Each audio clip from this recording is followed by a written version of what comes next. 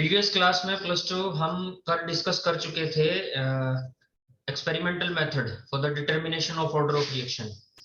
आज जो हमारा चैप्टर है वो जो टॉपिक है सॉरी केमिकल काइनेटिक्स चैप्टर के अंदर जो टॉपिक है वो है सूडो ऑर्डर रिएक्शन।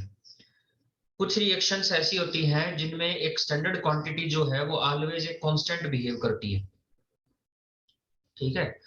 और उस सिचुएशन में अगर हम उस रिएक्टेंट को कंसिडर करेंगे तो ऑर्डर ऑफ रिएक्शन कुछ और आता है, लेकिन वो एक स्टैंडर्ड कांस्टेंट अगर उसको बाहर कर दें तो ऑर्डर ऑफ रिएक्शन कुछ और आता है। मतलब ऑर्डर ऑफ रिएक्शन की सिचुएशन ऐसी हो जाती है जैसे हाथी के दांत खाने की ओर दिखाने की ओर, ठीक है। मतलब एक्सपेरिमेंटली रिएक्शन किसी ऑर्डर ऑर्डर में चल रहा है, थ्योरेटिकली जब आप कैलकुलेट कर रहे हो तो ऑर्डर कुछ और आता है, तो उन्हें बोला जाता है pseudo order reaction. Pseudo means false, जो बायोलॉजी स्टूडेंट है वो जानते होंगे सूडोपोडिया पता है ना, आपने पढ़ा होगा सूडोपोडिया, तो Yes. 10th क्लास तक सभी ने पढ़ा है। एल्गी जब ग्रो करता है तो वो फॉल्स फुट की फॉर्मेशन करता है जिन्हें नाम दिया जाता है pseudopodia. Podia means foot, false foot. तो इसी तरह से pseudo order, false order, experimental और थ्योरेटिकल ऑर्डर ऑफ रिएक्शंस की वैल्यू मैच नहीं करती है। तो ये टॉपिक हम शुरू कर रहे हैं।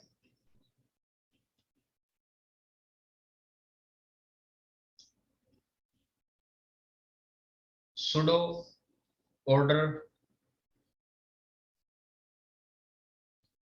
Reactions.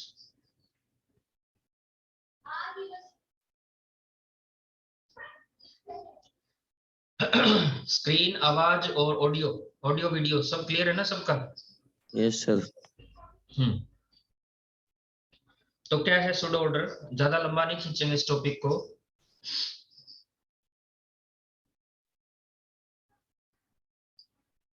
Some reactions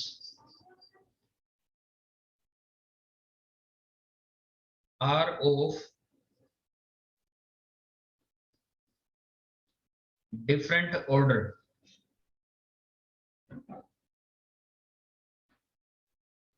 when observed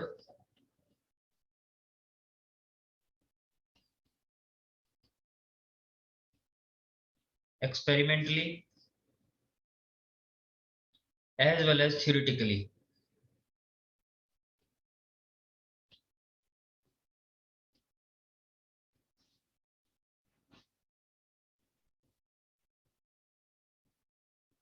जब हम एक्सपेरिमेंटली और थ्योरेटिकली उन्हें ऑब्जर्व कर रहे हैं तो वो क्या है अलग अलग है, ठीक है।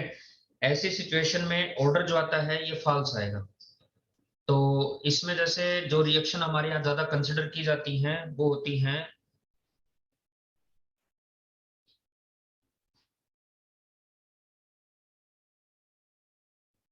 Pseudo first order reaction. तो इसे हम एक एग्जांपल से समझते हैं। कंसिडर एन एग्जांपल,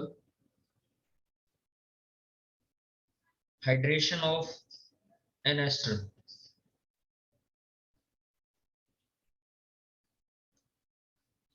अब जब एक्सेस ऑफ वाटर के साथ किसी भी एस्टर का आप हाइड्रेशन करते हैं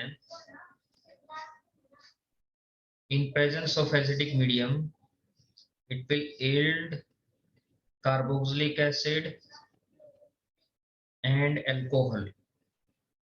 अब जैसे हमने यहाँ लिया है इथाइल एसीटेट लिया हुआ है हमने, ठीक है, इथाइल इथेनॉइड इसका कॉमन नेम होगा। और हाइड्रेशन जब हमने किया तो इससे हमें प्रोडक्ट मिल रहा है carboxylic acid and alcohol. Clear है? ये रिएक्शन तुम्हारे chapter aldehyde ketone carboxylic acid में भी आती है, कार्बोक्सिलिक एसिड के सेक्शन में। अब इस रिएक्शन में हमें मोलिकुलरिटी ऑफ रिएक्शन अगर हम फाइंड आउट करें इस बैलेंस्ड इक्वेशन में, तो मोलिकुलरिटी ऑफ रिएक्शन हमने पीछे डिस्कस किया था, नंबर ऑफ रिएक्टिंग स्पीसीज के बेसिस पे आता हुआ आता है कितना 2। हमारे पास एक मॉलिक्यूल एस्टर का है और एक मॉलिक्यूल क्या है यहाँ वाटर का है, तो मोलिकुलरिटी ऑफ रिएक्शन की 2 ही। समझ गए? समझ रहे हो? दो रिएक्टेंट है ना आपके Yes, पास। sir. लेकिन इस रिएक्शन में एक्चुअल में क्या हुआ है,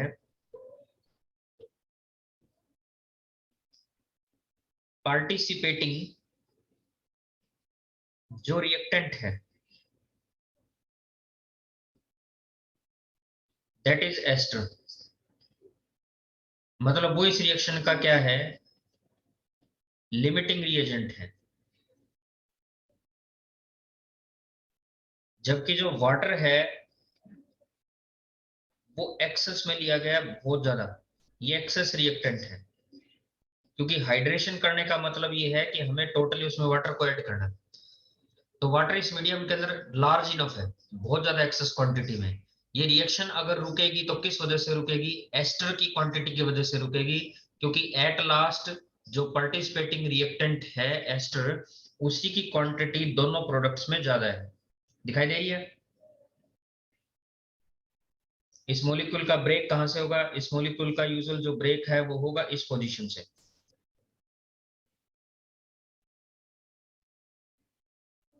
इस पोजीशन से, यहां से। तो जो लिमिटिंग रिएजेंट के तौर पे बिहेव करेगा वो एस्टर करेगा। अब अगर हम एस्टर और वाटर दोनों को लेके चलेंगे तो ऑर्डर ऑफ रिएक्शन हमारे पास फर्स्ट आएगा, ठीक है। लेकिन रेट कांस्टेंट जो हमारे पास थ्योरेटिकली वैल्यू से अगर हम फाइंड आउट करेंगे, वाटर तो एक्सेस रिएक्टेंट है, वाटर की वजह से तो कभी रिएक्शन ब्रेक ही नहीं होगी। उस हिसाब से हम कंक्लूड कर सकते हैं, therefore the rate of reaction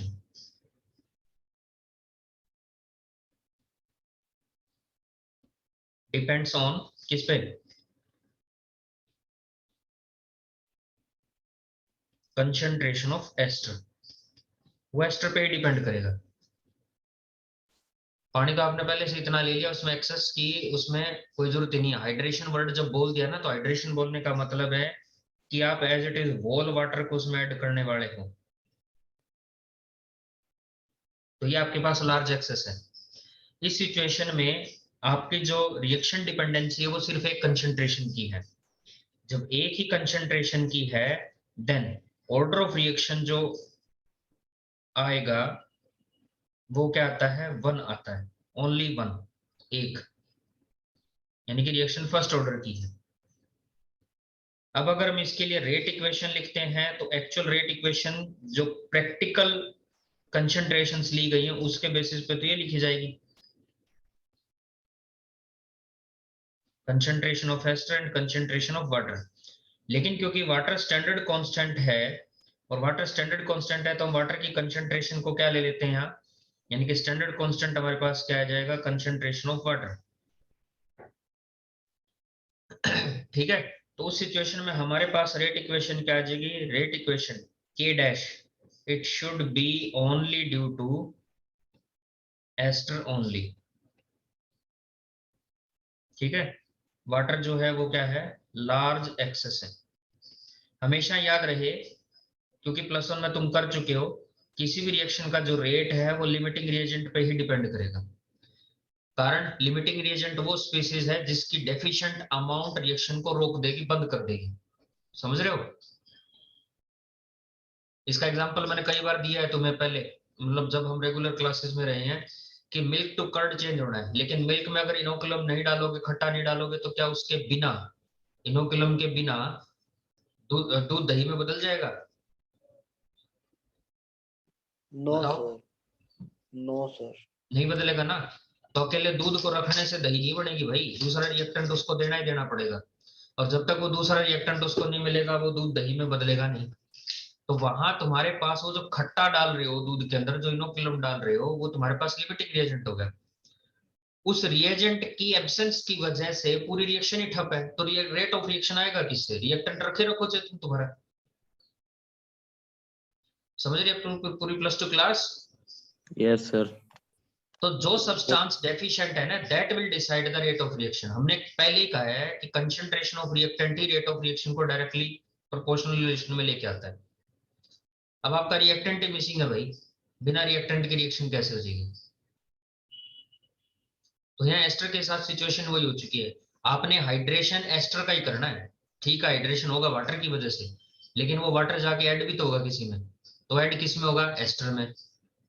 अब एस्टर ही नहीं होगा तो वाटर किस में ऐड होगा रिएक्शन में? ये रिएक्शन रही तुम्हारे सामने। बिना एस्टर के वाटर किस में ऐड होगा बताओ।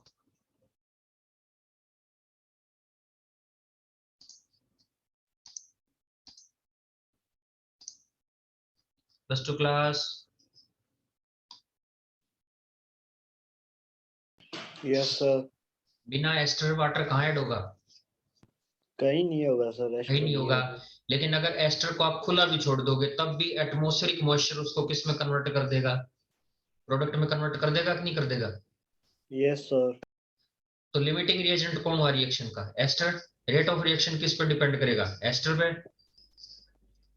समझ गए? लेकिन यस। अगर मान लिया यहाँ इक्वेशन देख के जवाब दोगे तो इक्वेशन तुम्हारे सामने जो स्क्रीन पे लिखी हुई देखो उसको ध्यान से, एस्टर है वाटर है और कन्वर्ट हो गए, तो कोई अनजान आदमी तो कहे यार दोनों रिएक्टेंट चाहिए, तो मोलिकुलरिटी ऑफ रिएक्शन की 2 आ गई, ऑर्डर ऑफ रिएक्शन भी 2 आ जाएगा।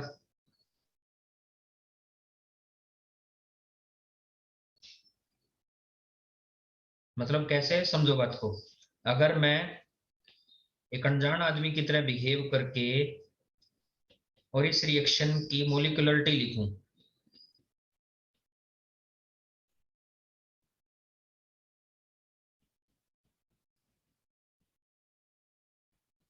ये मैंने लिख दी, 1-1 मोल दोनों की कंसंट्रेशन होगी बैलेंस्ड इक्वेशन में। एक मोलिक्यूल बैलेंस्ड इक्वेशन में एस्टर का है, 1 ही मोल जो है वो किसका है? वाटर का है। मुझे ऑर्डर निकालना है, ऑर्डर निकालने के लिए मैं क्या करूंगा? ऑर्डर ऑफ रिएक्शन क्या होता है? The sum of power raised in molar concentration. Power कितनी कितनी रेज्ड है? 1 + 1 तो कितनी आ गई? 2 आ गया। अब ये आ गया थ्योरेटिकल, ये आपके पास क्या है? थ्योरेटिकल है ये तो आपने यहाँ निकाल दिया है, ये आ गया है, ये थ्योरेटिकल वैल्यू आ गई। एक्सपेरिमेंटली तो पता ही भाई एस्टर चाहिए। वाटर ऑफ हाइड्रेशन जो है वाटर में ऐड करने के लिए जो है वो तो आपको लार्ज इनफ एयर में कितना भी मिल जाएगा, एस्टर को खुला छोड़ दो, पानी की कोई कमी थोड़ी ना इस टाइम, खासकर इस टाइम जब हम बात कर रहे हैं आज आज की डेट में। क्यों जी? जनवरी के अंदर इतनी ठंड है कि पानी की कोई कमी नहीं है, तो एस्टर को खुला छोड़ दो, अपने आप हाइड्रेट हो जाएगा वो। सर हाँ जी। अगर एस्टर की जगह और कोई रिएक्टेंट होता तो क्या होता सर? जैसे शुगर है, शुगर को ले सकते हो, साल्ट को ले सकते हो, साल्ट का हाइड्रेशन करो। अब साल्ट का हाइड्रेशन करो, इस टाइम क्या करो? नमक को एक कटोरी में डालो और बाहर खुला छोड़ दो, हो गया हाइड्रेशन। बात हाइड्रेशन रिएक्शन की है, मैं ये कह रहा हूं, मतलब देखो मैंने पहले ही कहा था सम रिएक्शंस लिखा है ना, सम रिएक्शंस, सभी यस नहीं है, सर। ऑल रिएक्शंस नहीं है। कुछ ही रिएक्शंस ऐसी हैं तो जिनके अंदर एक तो जैसे कौन सी रिएक्शन है, चलो मैं डायरेक्टली बता देता हूँ कौन सी है, बता ही देना चाहिए ना, कोई सस्पेंस नहीं रखना चाहिए। क्यों क्लास? Yes sir. हाइड्रेशन, पहली रिएक्शन हाइड्रेशन, जो अपने आप से अकर हो जाएगी, तुम्हें सिर्फ रिएक्टेंट देना है, वाटर एटमॉस्फेयर में प्रेजेंट है। दूसरा ऑक्सीडेशन, लोहे को जंग लगने की प्रोसेस को इनिशिएट करनी पड़ती है क्या? No sir. नहीं ना, अपने आप हो जाता है। Yes sir. Oxidation, reduction, oxidation of food का एग्जांपल दे देता हूं मैं पहले एक बार। रेंसिडिटी ऑफ फूड तुमने पढ़ा है 10th क्लास में, ध्यान है? ध्यान है सर। उसमें क्या होता है, जब हम फैट फूड को अगर मान लिया ओपन एयर में रख दे तो वो अपने आप ही ऑक्सीडाइज हो जाएगा। यस और नो? ये तो सबने पढ़ा है। Yes sir. तो ऑक्सीडेशन, रिडक्शन, ये रिएक्शंस ऐसी हैं जो अपने आप से अकर होती हैं, यानी कि इन्हें जो सेकेंडरी जो इनका रिएक्टेंट है वो ऑलरेडी एटमॉस्फेयर में एक्सेस में प्रेजेंट है। तो जब भी कोई रिएक्टेंट एक्सेस में प्रेजेंट होता है ना, वो कभी भी रिएक्शन को रोकेगा नहीं, वो ऑलवेज प्रेजेंट है। बाहर हवा की कमी नहीं है, बाहर उस लोहे की कमी है जिसको जंग लगना है। समझ रहे हो बात को? अब उसकी कमी कैसे है भाई? तुमने पेंट कर दिया, अब कैसे जंग लग जाएगा? नहीं, हमने उसको स्टील में कन्वर्ट कर दिया, कैसे जंग लग जाएगा? समझ रहे हो? नमक को तुमने एयर टाइट कैन के अंदर रख दिया, एयर टाइट बोतल के अंदर रख दिया, कैसे उसको उसका ऑक्सीडेशन, कैसे उसका हाइड्रेशन हो जाएगा? जबकि तुम अगर कभी मान लिया होटल में गए हो, घर में भी हम साल्ट डिस्पेंसर यूज करते हैं। साल्ट डिस्पेंसर में इतनी सी डब्बी होती है, वो साल्ट डिस्पेंसर वाली, नमक डाल के रख लेते हैं उसमें। कुछ दिनों बाद वो नमक उसमें से निकलता नहीं है, जब उसको स्प्रिंकल करते हैं तो देखा होगा यस सर। क्यों। Yes sir. वो ओपन रह गया, एयर उसके अंदर चली गई, मॉइस्चर उसको मिल गया, वो हाइड्रेट हो गया, बस काम खत्म। तो जब एक आपका एक रिएक्टेंट लार्ज इनफ है, वो आपकी रिएक्शन को कभी भी रोकेगा नहीं, कभी नहीं रोकेगा, प्रमोट करेगा आपकी रिएक्शन को हमेशा। कौन रोकेगा? जो आपको सप्लाई करना है। और वही आपकी रिएक्शन के लिए क्या बन जाएगा, एक लिमिटिंग फैक्टर बन जाएगा, और जो लिमिटिंग फैक्टर है वही रिएक्शन के रेट को क्या करेगा, अफेक्ट करेगा। ठीक है, समझ रहे हो? Yes sir. और कोई डाउट किसी को? No sir.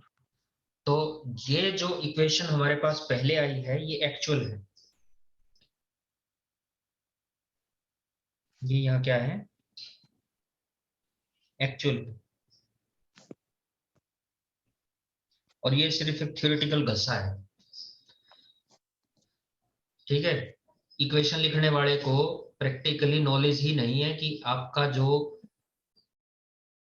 एक्सेस रिएक्टेंट है उसकी कंसंट्रेशन कोई मायने नहीं रखती। ये हटाओ, इसको हटाओ, ये करो, और आपके पास ऑर्डर ऑफ रिएक्शन फर्स्ट आएगा। क्लियर है? Yes sir. अब इसी का एक दूसरा एग्जांपल भी मैं दे देता हूं।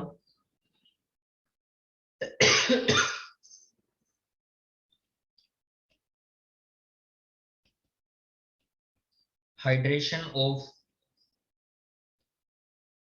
ग्लूकोज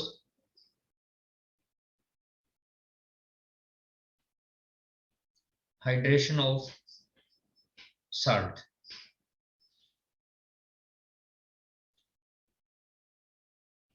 ये एक केमिकल चेंज है और ये एक फिजिकल चेंज है, ये भी आपको पता होना चाहिए। केमिकल चेंज कैसे? ये reaction hydration of glucose biomolecule के चैप्टर में की है तुम सबने, C6H12O6 किस तरह से ऑब्टेन होगा हमें, इसका मेथड क्या है। तो हम एक स्टार्च शुगर लेंगे, यानी कि जैसे सुक्रोज लिया हमने, सुक्रोज के अंदर हमने एक्सेस ऑफ वाटर ऐड किया, तो ये मॉलिक्यूल जो है दो मोनोसैकेराइड यूनिट में कन्वर्ट हो जाता है। The first one is glucose and the second one is fructose. Hydration of salt just simple क्या है, आप सोडियम क्लोराइड को बाहर एक्सेस ऑफ एयर के अंदर छोड़ दीजिए, तो इससे क्या होगा, सोडियम क्लोराइड इंटू XH2O। उसकी स्ट्रक्चर के अंदर जो एम्प्टी स्पेसिस हैं, वॉइड हैं, याद है सॉलिड स्टेट में हमने किया था, क्रिस्टलाइन स्ट्रक्चर में बहुत सारे एम्प्टी स्पेसिस हैं, वहां चला जाएगा ये। Yes sir. तो ये यहाँ क्या कहलाएगा, हाइड्रेटेड साल्ट।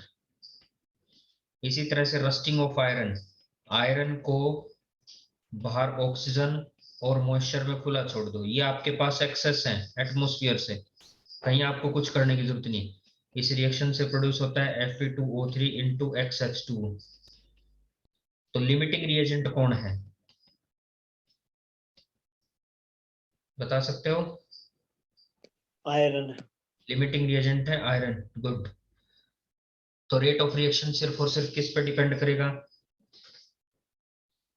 अब एक्चुअल जो रेट, अगर मान लिया सिर्फ थ्योरेटिकली देख देख के लिखते हो, तो rate is equal to K into concentration of iron into concentration of oxygen into concentration of water, ये हो गया। अगर सभी के एक एक मोल भी इन्वॉल्व हैं, तो आपके पास क्या हो जाएगा, order of reaction is the sum of power raised in rate equation.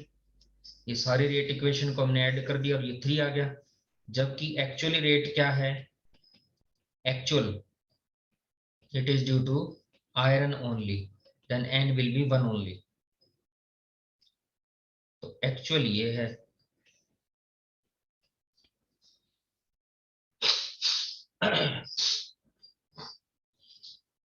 Clear? Yes, sir. इस तरह से प्रणव आया भी समझ में? Yes sir. किसी और को कोई डाउट हो यहाँ तक? बस ये टॉपिक कंप्लीट है, ये लो हो गया। नो सर, समझ नहीं आया या कोई प्रॉब्लम नहीं है? कोई प्रॉब्लम नहीं। ठीक है। अभी और कोई?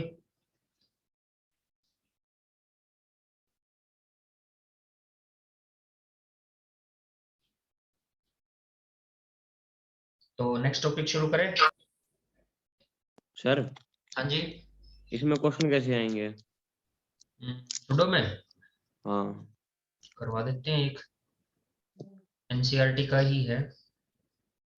अगेन डेटा बेस्ड ही होगा, और डेटा बेस्ड में तुम्हें जो कैलकुलेशन है वो रेट ऑफ रिएक्शन इक्वेशन की तरह ही करनी होगी।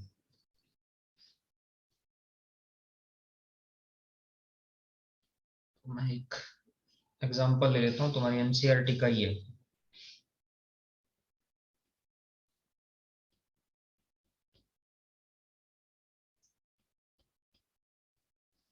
एनसीईआरटी इन टेक्स्ट का है ये question.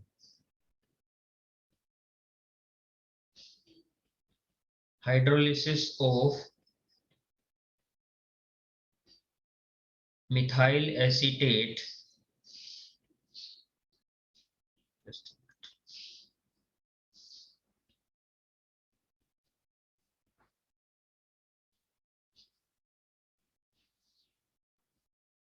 in aqueous solution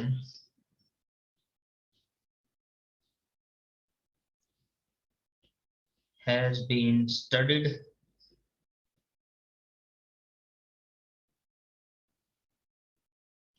by reacting acetic acid against sodium hydroxide. The concentration of ester at different intervals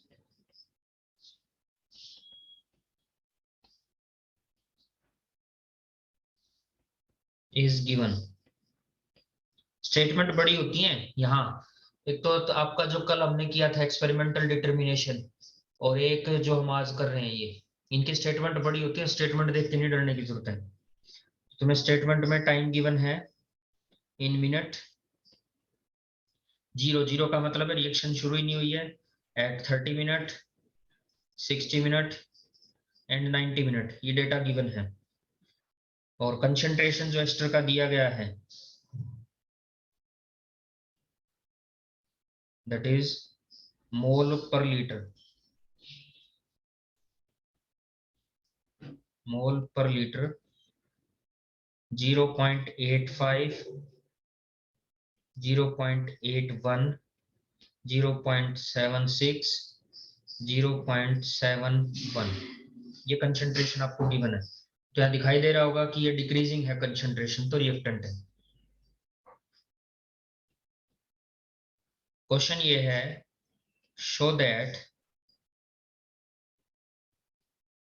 this reaction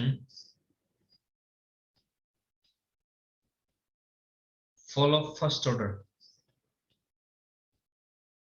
ये रिएक्शन फर्स्ट ऑर्डर फॉलो करती है। ठीक है, जिसमें नीचे हिंट दे दिया गया है, taking water concentration standard constant, that is standard constant ना भी दे तो तुम्हें पता होना चाहिए 55 मोल पर लीटर। पता है कैसे होगा? 1 लीटर कितना हो गया? 1000 ml। ठीक है, और वाटर का गिवन मास कितना होता है? 18। इसको डिवाइड कर लो, क्या आंसर आएगा? 55.5 ही आएगा ना? हाँ जी। Yes, sir. ये आपको पता होना चाहिए। अगर वाटर स्टैंडर्ड कांस्टेंट बोल रहा है तो 55.5 मोल, हालांकि ये स्टेटमेंट में तो दिया ही गया है, तो कोई ऐसी दिक्कत नहीं है, ना भी दे तो तुम्हें पता होना चाहिए। तो पहले हम क्या फाइंड आउट करेंगे, वाटर स्टैंडर्ड कांस्टेंट है, इसको बाहर करेंगे। ठीक है, फर्स्ट ऑर्डर के लिए हमारे पास क्या आएगा, ये कह रहे हैं ना फर्स्ट ऑर्डर रिएक्शन कंसिडर करना है, तो फर्स्ट ऑर्डर के लिए इंटीग्रेटेड क्या होता है, यहां से सोल्व करते हैं इस न्यूमेरिकल को। फॉर फर्स्ट ऑर्डर रिएक्शन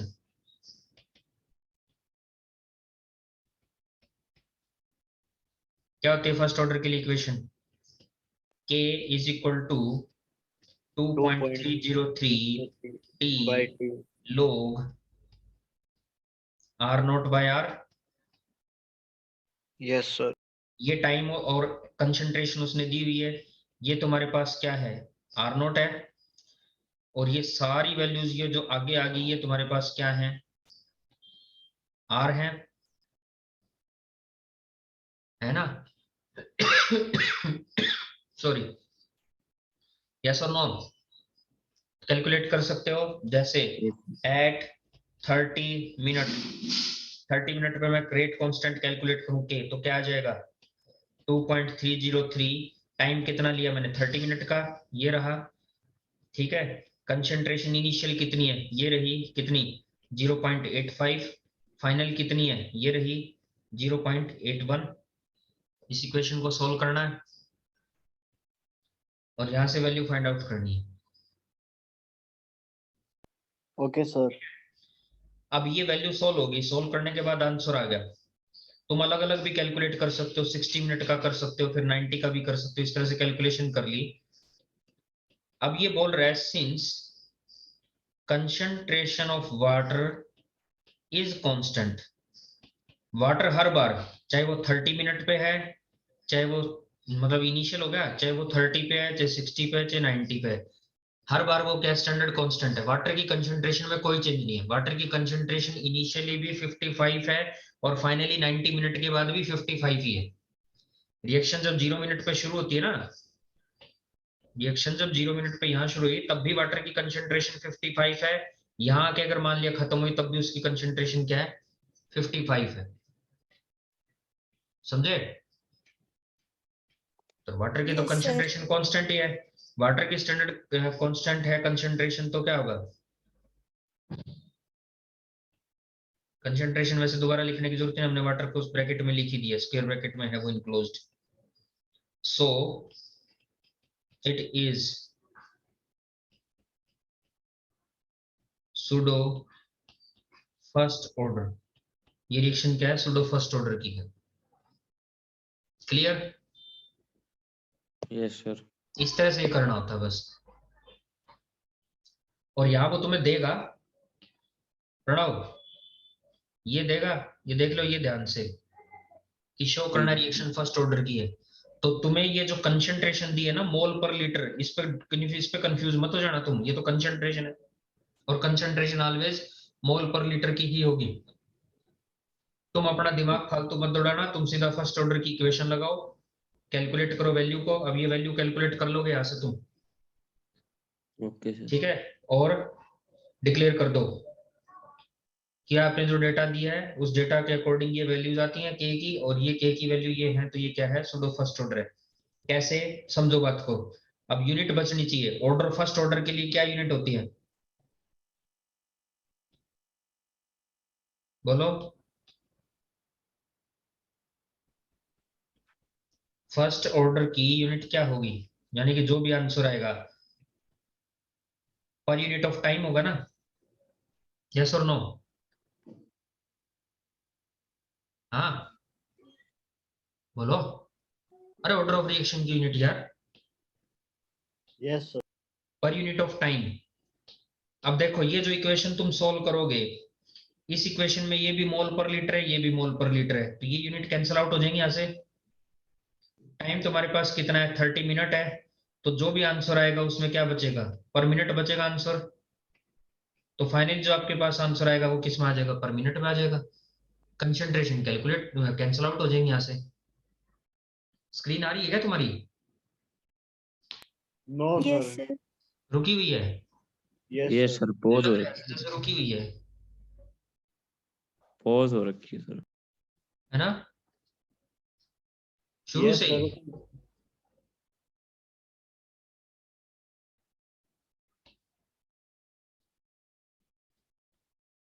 ये जस्ट ए मिनट,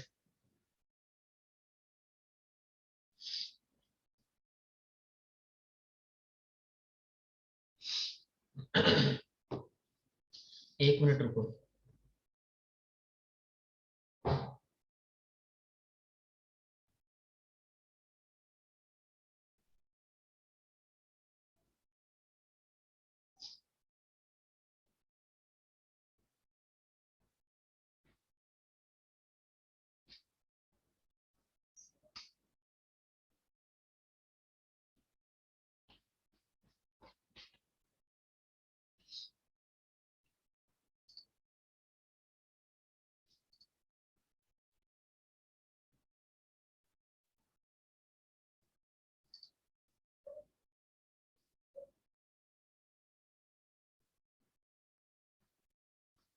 अब आगे स्क्रीन दोबारा।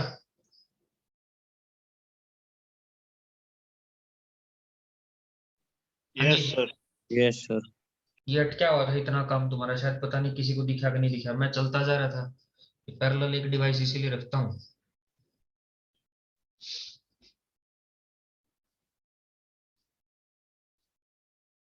चलो अब दोबारा देख लो एक बार, कहाँ से किस तरह क्या ब्रेक हुआ था, किसका क्या क्या ब्रेक हुआ।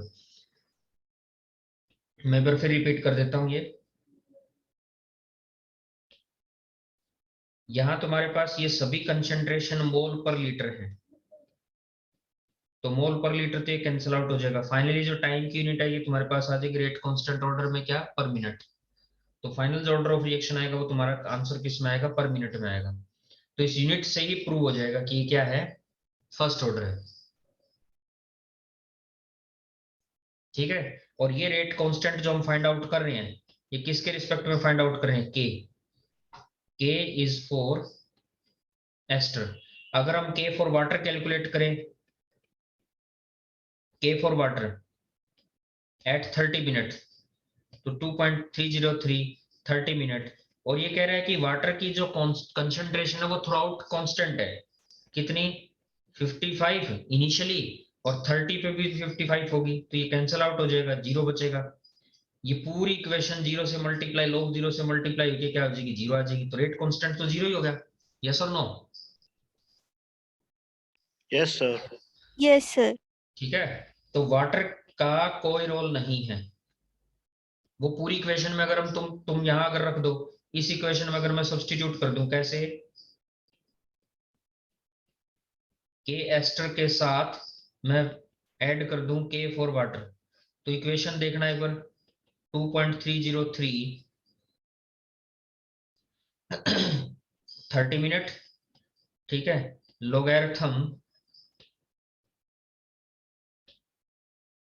एस्टर की कंसंट्रेशन 30 मिनट की रख रहे हैं हम, कितनी के ऊपर, 0.85 बाय 0.81, प्लस वाटर का लिया, वाटर की कितनी, 2.303 बाय 30 लोग 55 बाय 55। अब ये सारी इक्वेशन तो सॉल्व होके जीरो आ गई। तो फाइनल जो तुम्हारे पास रेट कांस्टेंट आएगा पूरी इक्वेशन का, वो तो ड्यू टू एस्टर ओनली आएगा, आएगा ना। Yes, sir. तो इसीलिए ये सूडो फर्स्ट ऑर्डर की रिएक्शन है। क्लियर है। Yes, sir. तो ये मैं पीडीएफ में छोड़ देता हूँ यहाँ, ठीक है, जब बाद में भी तुम कभी सॉल्व करो तो तुम्हें कोई दिक्कत ना आए। हाँ भी प्रणव, क्वेश्चन कुछ इस तरह से रहेगा, ओके सर। कोई डाउट। No sir. ठीक है, नेक्स्ट टॉपिक शुरू कर सकते हैं अब हम। Yes sir. So next topic is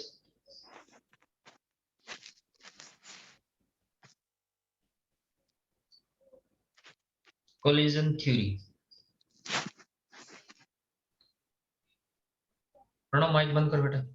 this theory was proposed by Max Trautz and William Lewis in 1918। अब बड़ी सिंपल सी थ्योरी है, बड़ी सिंपल। एक एग्जांपल से मैं दिया करता हूं, इसका समझाता हूं। तुम्हारे पास एक पत्थर का टुकड़ा है, ए ह्यूज लंप, उसके ऊपर आप हथौड़े मार रहे हो, मार रहे हो, Yes. तो Yes, माइंड sir. में इमेज क्रिएट होगी। आपने उस पत्थर को 9 बार हथौड़े से मारा, 1 2 3 4 5 6 7 8 9, 9 बार मार दिया। और जैसे 10वीं बार मारा, मारते हथौड़े, वो जो पत्थर था उस पत्थर के 2 टुकड़े हो गए। समझ गए बात को? Yes, अभी sir. हम सिचुएशन ही क्रिएट कर रहे हैं। पत्थर का टुकड़ा था, हथौड़े से मार रहे थे। पहले 9 बार जब हमने हथौड़ा मारा तो उसको मारने से कुछ नहीं हुआ, लेकिन जैसे हमने 10वीं बार उसके ऊपर हथौड़ा मारा, हथौड़ा मारने से पत्थर टूट गया। So this is the collision theory. ये कोलिजन थ्योरी। अब कोलिजन थ्योरी इसमें से कुछ पॉइंट उठाती है। पहला, कोलिजन थ्योरी कहती है आपने 1 से लेके 9 तक जो हथौड़े मारे ना, वो बेमतलब नहीं है। और बताओ अगर बेमतलब होते तो पहली बार में हथौड़ा उठा के बोले ले 10वां और पत्थर तोड़ दिया, है पॉसिबल है? बोले भाई 10वीं बार वाले से पत्थर टूटेगा, तो एक काम करते हैं, आप हथौड़ा उठाते हैं और ले बोला 10वां, पत्थर को कौन सा पता लगता है कि 10 मारे, ले बोला 10वां और धड़ मारे और पत्थर तोड़ दिए, तो 10वां कहलाएगा क्या? No, sir. वो तो पहला ही कहलाएगा ना। तो यस थ्योरी बिल्कुल सिंपल स्पष्ट भाषा में कहती है आपने 1 से लेके 9 बार तक जो हथौड़े मारे हैं ना पत्थर के ऊपर, that is called collision frequency. वो कोलिजन फ्रीक्वेंसी है। लेकिन 10वीं बार जो आपने हथौड़ा मारा और हथौड़ा मारने से वो पत्थर टूट जाता है, that is called effective collision. क्योंकि उस कोलिजन की वजह से जो आपका रिएक्टेंट था वो प्रोडक्ट में चेंज हो गया। समझे बात को? Yes sir. तो बस थ्योरी में ये 2 पॉइंट है, कोलिजन फ्रीक्वेंसी और इफेक्टिव कोलिजन। पहला क्या है? Collision frequency, number of collisions that takes place between the reacting species. Reacting species के बीच में जो जो कोलिजन होंगे, जितने भी होंगे, वो कोलिजन फ्रीक्वेंसी है। And the last one, effective collision, the collision that brings the product formation, जो प्रोडक्ट फॉर्मेशन को शुरू कर देता है, that is known as the effective collision. समझे? Yes, sir. Yes, sir. अब ये इफेक्टिव कोलिजन आएगा कैसे? इसके 2 मेथड होते हैं। पहला, एनर्जी। अभी हमारे पास इतना टाइम नहीं है कि हम लिखें, तो इसको मतलब रिटर्न में हम कल लेके आएंगे, आज समझ लो बस उस बात को। पहला जो मेथड है वो एनर्जी। एनर्जी सबसे ज्यादा जरूरी है। एनर्जी के बेसिस पर हमने रिएक्शन को 2 पार्ट में बांटा है, एक्सोथर्मिक, एंडोथर्मिक। याद है? Yes, sir. एक्सोथर्मिक क्या होता है? मतलब रिएक्टिंग स्पीशीज के पास एनर्जी है और वो खुद से रिएक्शन कैरी आउट कर लेते हैं और हमें एक्सेस एनर्जी बाहर मिल जाती है। यस और no? Yes Yes. Sir. Yes, sir. दूसरा एंडोथर्मिक, बिना एनर्जी दिए रिएक्शन होगी नहीं। हाँ जी, यस एंडोथर्मिक यही होगा। Yes sir. Reaction energy absorb करेगी और करोगा और फिर ये सारा काम होगा। तो एनर्जी नहीं दोगे तो रिएक्शन नहीं होगी, एंडोथर्मिक। क्लियर? Yes sir. तो एनर्जी बैरियर बन गया ना आपका, किसमें? एंडोथर्मिक के केस में। एनर्जी दोगे तो रिएक्शन होगी, नहीं तो नहीं होगी। क्लियर? Yes sir. और Yes, sir. एक्सोथर्मिक में एनर्जी कोई बैरियर ही नहीं है, क्योंकि एक्सोथर्मिक में जैसे रिएक्टेंट कंबाइन होंगे, कंबाइन होते उनके बीच में कोलिजन हुआ, रिएक्टेंट थे, रिएक्टेंट एनर्जी से, अपनी म्यूचुअल एनर्जी से कंबाइन हुए और प्रोडक्ट फॉर्मेशन हो गई। ये प्रोडक्ट बन गया, अपनी अपनी एनर्जी से कंबाइन हो गई। ठीक है? तो एनर्जी एक सबसे बड़ा बैरियर होता है, सबसे पहला। दूसरा फिर आता है जिसे तुम ऑर्गेनिक में भी करके आ चुके हो, वो है ओरिएंटेशन। रिएक्टिंग स्पीशीज आपस में प्रॉपर ओरिएंटेशन में भी आना चाहिए, आना चाहिए ना। कैसे, किस तरह से? मैं एक एग्जांपल से समझाता हूँ। ये देखो, मेरे पास एक ये पेंसिल है, एप्पल पेंसिल, आईपैड का मेरा। इसमें एक ये कैप है, अलग कर दिया, देखो मैंने, दिखाई दे रहा है? ये अलग अलग कर दिया। अब ये जो कैप है ना, ये इस पार्ट में तो प्रॉपर ओरिएंटेशन में, जब यहाँ आमने सामने आ जाएगा तो देखो कंबाइन हो गया, ये अपने आप से गया कंबाइन। लेकिन इस कैप को अगर मैं यहाँ डालने की कोशिश करूंगा तो नहीं हो रहा है ना। देख लो इसके ऊपर नहीं है, किसी भी तरह फिट नहीं हो रहा, तो ओरिएंटेशन होना जरूरी है।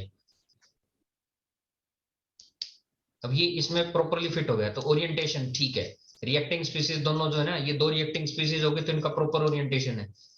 और ये अगर इस तरह आ जाएंगे तो इनका ओरिएंटेशन नहीं है, ये किसी भी तरह से कंबाइन ही नहीं हो सकता। इसको मैं छोड़ दूंगा तो ये वापस क्या होगा, नीचे गिरेगा, हो ही नहीं सकता ये। तो ओरिएंटेशन भी है, ठीक है। सब्स्टिट्यूशन रिएक्शंस में ओरिएंटेशन बहुत मैटर करता है, जब ऑर्गेनिक में सब्स्टिट्यूशन मेथड की है, ठीक है। तो ये एक छोटी सी बेचारी प्यारी सी कोलिजन थ्योरी है, और बड़ी साफ स्पष्ट शब्दों में सारी बात को समझा देती है। और मुझे नहीं लगता शायद इस थ्योरी को समझने में आपको कोई प्रॉब्लम है, क्योंकि थ्योरी कंप्लीट हो चुकी है। अब इसको सिर्फ राइटिंग में लेना है।